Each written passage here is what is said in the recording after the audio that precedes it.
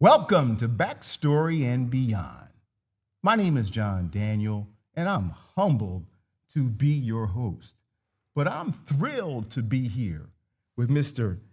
Adrian Beer. Thank you, sir, John. for coming on in. Thanks for Hey, man, inviting look, me, John. Your energy is just warming to my heart, man. So just keep it moving. Hey, look, the purpose of Backstory and Beyond is to help people become their best by looking at things like calling, purpose, service to other people, and what is your peak human potential. These are things that our society has kind of put on the back seat sometimes. But in founding this company called Dynavisual, that you are the CEO of, with a phenomenal kind of product, I think that there's a lot to talk about. But before we talk about your mission, vision, let's talk about your backstory, where you're from, about your family, the kind of things that people need to hear to better understand how did you become who you are today, Mr. Beer? Take your time, sir, much time as you want. Well, thanks for inviting me Yes, sir. to this moment. It's an honor for me. And the way that brought me to this point in life, I'm not the youngest anymore, so I have a lot of experiences. And if I go all the way back, I'm born in a company, in a family. My father was an entrepreneur already, and I was born as the oldest of. I have two younger sisters. And, you know, being in a family, it's always a changing moment. Being the oldest in the youngster crew, you have to go through several things first. Yes, sir. That maybe was an aspect I had to do to bring my lovely sisters with me. And while going through maybe sometimes the hardest moments, my sister had this part a little bit easier. But on the other hand, we grew to a team, and I always could back up with my sisters. So that's always something I bring into a company. You have to be able to rely on a team. How many sisters? Two sisters. How old are they? They are one. I'm 58. Okay. They are 3 years younger than me. Okay. They have also a lovely life and a situation, but we are still tied together. And for me, that's like also an aspect I like in a company. A company is like a family. I love it. So what you have is circles of support that are encouraging to you.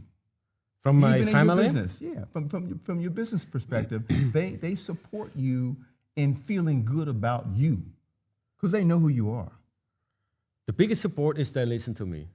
When I'm in trouble and I have something to discuss about, they are able to listen to me.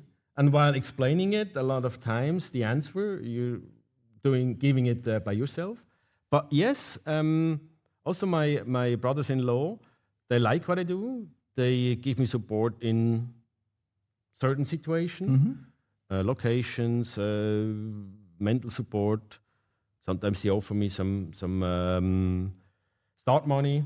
So this is what I really think is an important aspect about going into a company or startup or getting self-employed. Never fear yourself that it could fail, because having a big support from somewhere Yes. gives me a certain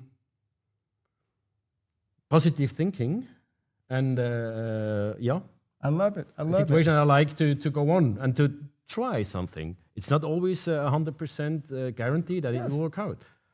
Well, tell us about your mission, vision, values, measurable objectives for Dynavisual.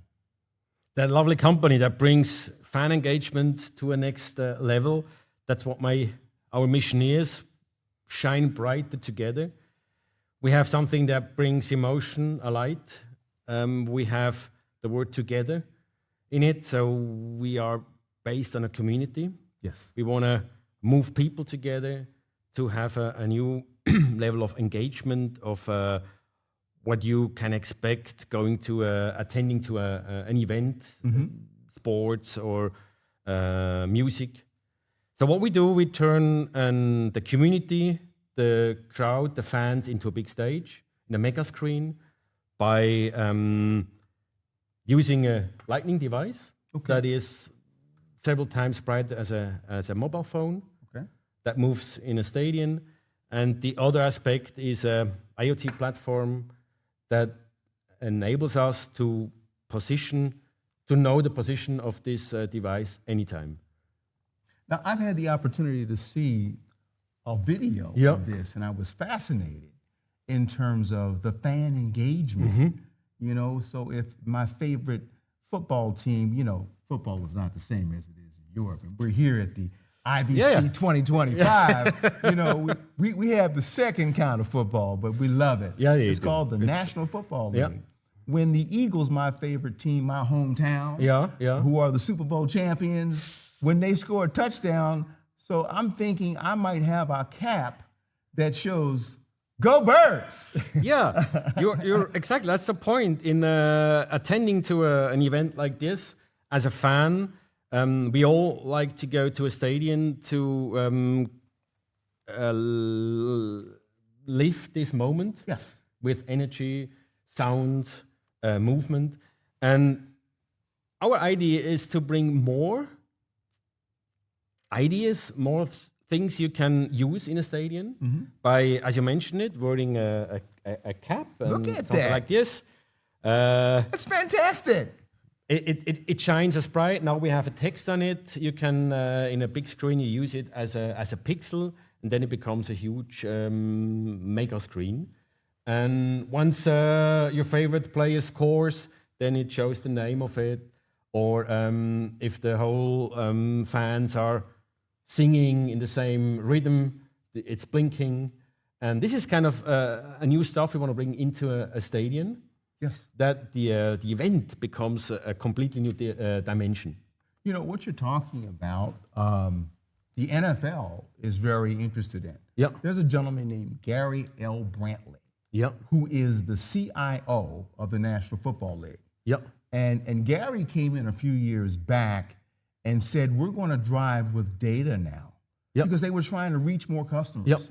I mean, young people, both male and female, playing flag football, using the data to offer a wider experience that the fans could enjoy. I can't see how this wouldn't be a great addition to the NFL. But if I'm not mistaken, haven't you already tested this with the Major Baseball League in the United States? Not yet, to be honest, frankly speaking. 2 points you are mentioning, the fan engagement regarding data. We go in that direction that there is an possibility to interact with the pad, Bluetooth, NFC, that the fan goes... Feel free to lift that up and put the camera. That a fan goes into conversation with it. Yes, sir. You do your favorite names on it, and it shows the information. So this is you can then collect the data, what kind of fans, how often you interact with it. We also had the possibility to see how many minutes you're watching the game, which moments. So it's the data analytics is quite a big thing that gives also a new dimension with using this kind of gadget or device in a stadium. I like it. I mean, again, fan experience. You know, some fans for football want to know about how the young men do in college at the combine and in their games. Then they want to follow their statistics once they get into the league. But there's all kinds of things. If you think about basketball, Allen Iverson, who was with the 76ers, changed the culture of the NBA.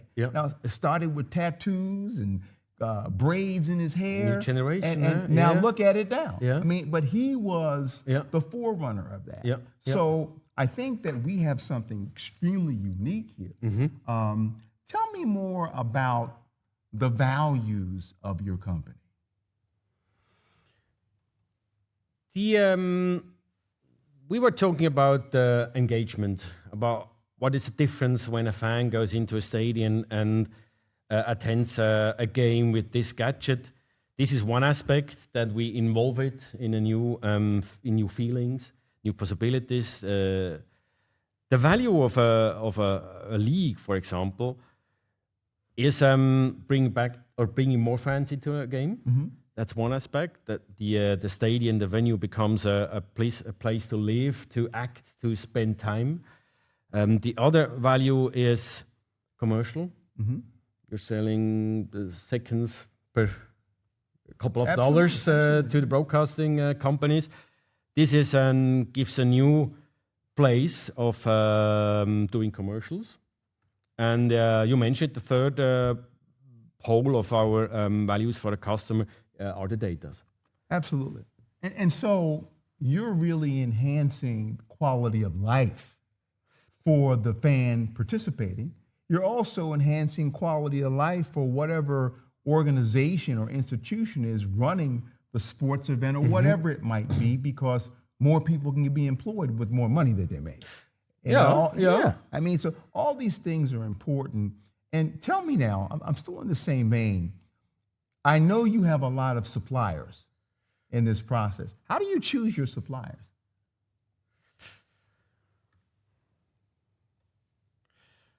It's not always about tech and money. Come on now. No, I want to hear this is going to be good. No, it's for me, it's important. I've been to big companies, corporate companies. They have their processes, and this may work or works pretty well. Being a new company, have hardly any record of product development. Mm-hmm. We have to rely on suppliers. And what we do in that kind of stage we are with the company, we have a virtual virtuelle Fabrik in German, a virtual company system that helps us to develop those different products in different stages. Mm-hmm. Mm-hmm. Mm-hmm. And then we have quite a lot of know-how from these companies by not being forced to hiring all those people. We have the core people we have. Right. And the rest is supplied by different companies. And important aspect to me while choosing those companies is there must be a certain spirit also in their head. That's why I mentioned it's not always about tech and money. They have to like it, that we're going on with this product. We're not professional. The ways of development are not always straight. We have to go that way, and then it give some information, you have to turn, you have to accept another decision from your investor and make the best situation out of it. That keeps it quite dynamic. And if a supplier likes it, has this spirit also, may have also gone through all it and brought up his company, then a lot of decisions and changings go easily. Mm-hmm. And then at some point of time, you have a stage where you become or you go into a mass production, and then you have different suppliers. They have other aspects, then it might be money is more important than support the feeling. And that's why I go with certain steps. And we have a really nice ecosystem for development in Switzerland. So I love what you're saying, because you're looking for a culture of people who want to help make your product and service good. Mm-hmm. Mm-hmm. And so you want to have somebody that wants to come to work and not drive by work. I get it. Yeah. Now, what about the communities that you end up pulling the suppliers from? I mean, if they get your business, then they're going to be helping the homes that those workers work in. Mm-hmm. So in other words, how important is building the community and how you choose your suppliers? And we recognize, you got to be able to do the work, you got to be able to have the expertise, and you said it, you have to want to do it. Mm-hmm. But then there are lots of communities that really need to have people employed. How are you thinking about that? Yeah, it's as a company like we are, or bigger ones, you have a responsibility for the region you live, for these people having a job. And my personal thinking about that is, marketing-wise, to get a person convinced and that this person brings the message further, it's quite an effort. Working with your folks, your employees, or the employees of a supplier, Yes, sir. these ones are part of us. And they tell to other people, listen, I've been part of an interesting product, and have a look at that. And next time you go to a venue and have a big show, think about me. So for me, this is also already a part of marketing and selling process. So these are ambassadors. Yeah, of ambassadors, your company. And matter of fact, I'll go further. Yeah. They're like part of the family. Yeah. To make this they become thing part work. of family. And that's really what we are as a global economy. Yeah. You know, we need to work together. If nothing else, COVID and natural disasters have taught us that it slows the supply chain and that we have to find ways to work together and to help sustain the business. I enjoy this, sir. For me, that's an important aspect. Yeah, I mean, you use the word responsibility. Yeah. And a lot of that gets back to trying to include the community and help it grow. Because particularly if they're buying your product or service. And when we start talking about things like football, European football, the first football, or football in the United States. Anyway, I mean, it matters not where it's at. It matters that it's entertaining, that it also is moving forward culture in a way that's good. So I really appreciate this, sir. It's inclusive. Tell me more about how you see the company developing in the next 5 years. I hope that at that time you would invite another 10 managers and same type as me to get a picture of the whole company, that we could grow. That's the vision. I have to visualize it several times to have a flag. I'm always asking for a flag. Where is it? Is it high on a mountain? We are. My next step is to convince a owner of a stadium or of a league that with this product we can reach another level of engagement of the things we've been talking about. And this is kind of a step we have to take. My personal, I love a white paper and a pencil. Yes. So there's nothing on it. Then we can create. I get it. Something completely new. I get it. The problem is that you have only a drawing at the beginning, right? And you cannot go out and tell people, well, I'm producing a hat that's a little bit lighter and you don't sweat in it and stuff like that. It's completely different. And to be able to tell it and explain it and show it to my customers, potential customers. And it's not, I cannot go there with a paper and a drawing on it. I have to make it real. Right. I mean, you're painting a canvas. At the beginning. You're painting a canvas. Yeah. To let them know, but they can appreciate it and see it come together. Yeah. And so, let me say it another way. I'm in the business of storytelling. And I like to tell your story and stories like yours. Yeah. And we have to have some sense of how we take it in. So that's why backstory and beyond comes together. Because we can see how your brothers and sisters help you even now. We can see how your family values to be supportive and you supportive of them. And you said something earlier.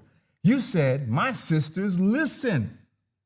There's nothing greater than having someone listen to you. Now, I want to cut to the chase here. At the end of the day, when we start talking about calling and service and reaching your peak potential, I'm going to come back to each one of those and just get an expression from you. What we're talking about is creating circles of support that let things grow. And everything you've said so far really speaks to that. So let me do this. I wanna put a phrase in front of you, and you give me a sentence or two about what you think it is. Okay. All right. Peak human potential.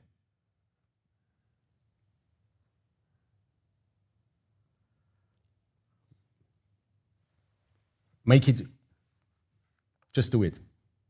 Say it again. Do it.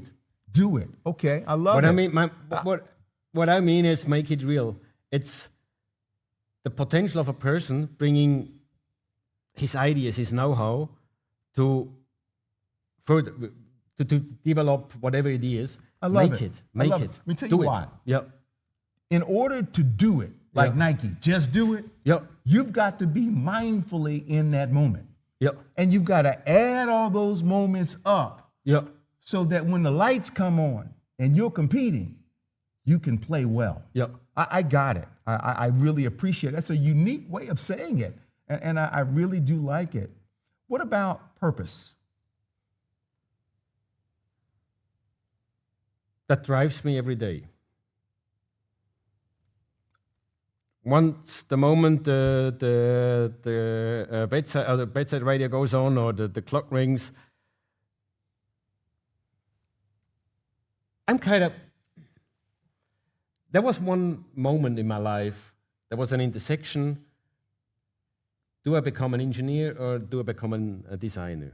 Yes. I went on with the engineer, so that's I can turn back time, but I'm really strong, driven by visualization, by pictures. And coming back to your question in the morning, the purpose, it's a lovely picture hanging over my bed or at the. Yes, sir. That really motivates me. And in this picture, I see the purpose, the energy, or the joy that they'll be having the whole day long, trying to reach the target or the vision. So for me, the purpose is a very important stuff, very important aspect. It's hard to formulate sometimes. That's why I draw it or paint it. Clearly, people are important to you. And I think that's something that we lose sometimes in the age of technology, in the age of ROI. Don't misunderstand me. There's nothing wrong with making money. I'm with that. No, I agree with you.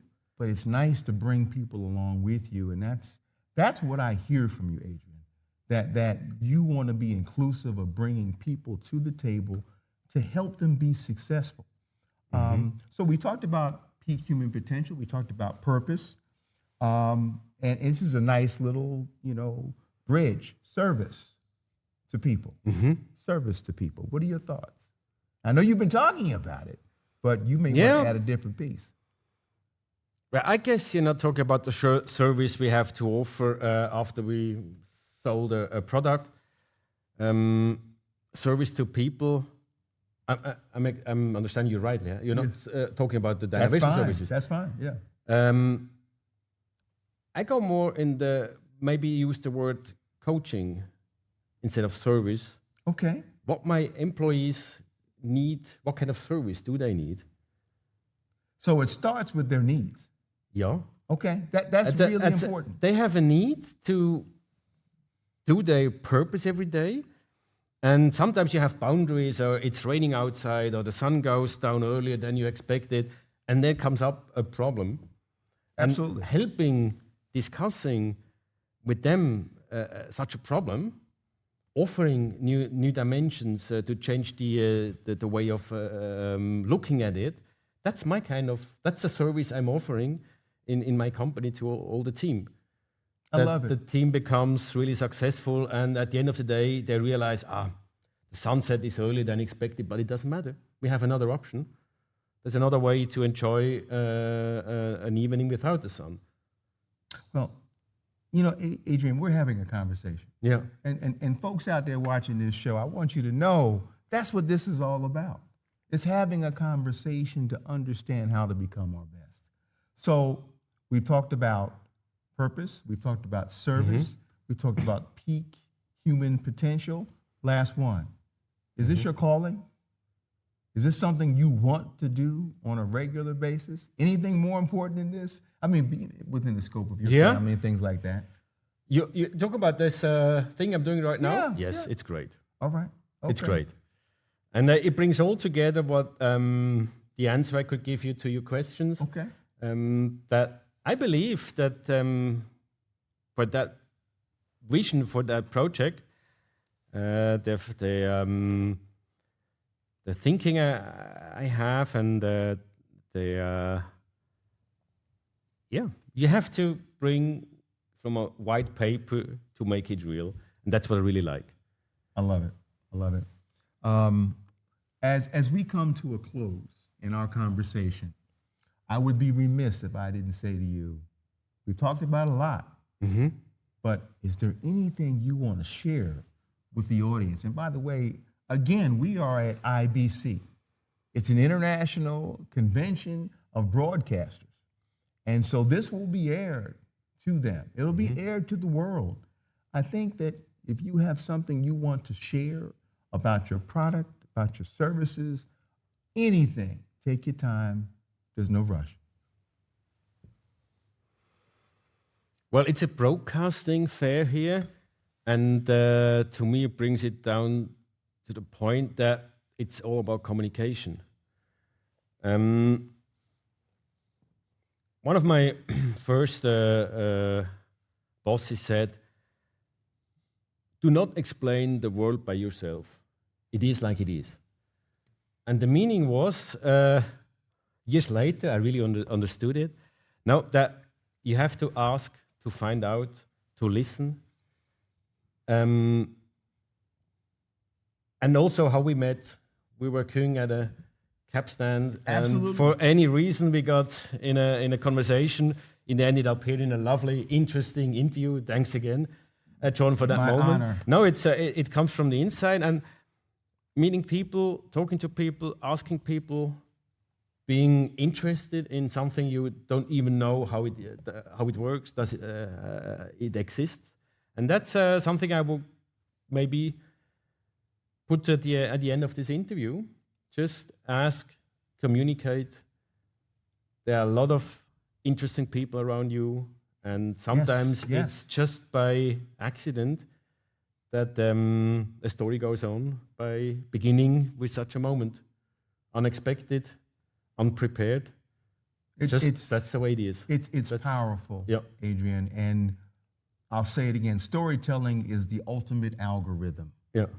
AI can't touch it. No. It's the human being's character, conduct, conversation, communication that enables us to have no strangers around us. And that's because we're curious. Yeah, we're living in very incurious times. And people just need to recognize, and I'm going to stop here because you've said this in so many different ways, that by being curious to meet people's needs, give me a pound on that. I heard you say it. I heard you say it. It is. Meet the needs. Yeah. And then you make a difference in service to people, whatever you're serving. And so, sir, I thank you for spending some time with us. Thank you very much, I John, hope for inviting me. Hey, our pleasure. Hope to see you again.